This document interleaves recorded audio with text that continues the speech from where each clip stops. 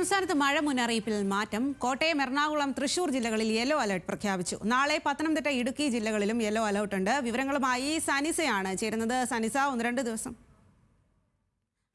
സനിസയിലേക്ക് എത്താം. എന്തായാലും മഴയുണ്ടാകുമെന്നുള്ളതാണ്. 1-2 ദിവസമായിട്ട് മഴ തോർന്നു നിൽക്കുകയായിരുന്നു. കാലവർഷം വലിയ രീതിയിൽ ശക്തി പ്രാപിക്കാത്ത ദിവസങ്ങളായിരുന്നു. എന്നാൽ വരുന്ന ദിവസങ്ങളിൽ മഴയുണ്ടാകും എന്നുള്ളതാണ്. സനിസ വിവരങ്ങളുമായി ചേരുകയാണ്. സനിസ, ഇപ്പോൾ വരുന്ന മുന്നറിയിപ്പുകൾ എങ്ങനെയാണ്? ദുർബലമായ ഒരു സാഹചര്യമാണ് നിലവിൽ സംസ്ഥാനത്തുള്ളത്.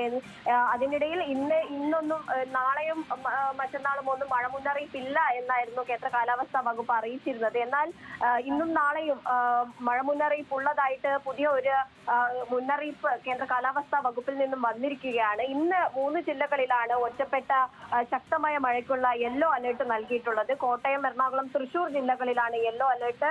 നാളെ 2 ജില്ലകളിലും മഴ മുന്നറിയിപ്പുണ്ട്. പത്തനംതിട്ട, ഇടുക്കി ജില്ലകളിലാണ്. മറ്റു ദിവസങ്ങളിൽ വരുന്ന ദിവസങ്ങളിലൊന്നും മഴ മുന്നറിയിപ്പ് നിലവിൽ നൽകിയിട്ടില്ല. എൽനിനോ പ്രതിഭാസം പസഫിക് സമുദ്രത്തിൽ ശക്തി ആർജിച്ചതോടെയാണ് കാലവർഷം ദുർബലമായത്. ഇത്തരത്തിൽ ഈ കാലവർഷത്തിന്റെ അവസാനം വരെ ഈ മഴ വലിയ രീതിയിൽ കുറവായിരിക്കും. എന്നാൽ അവസാനത്തോടടുപ്പിച്ച് മഴ കുറച്ചുകൂടെ ലഭിക്കുമെന്നാണ് കേന്ദ്ര കാലാവസ്ഥാ വകുപ്പ് വ്യക്തമാക്കുന്നത്. സ്വാതി.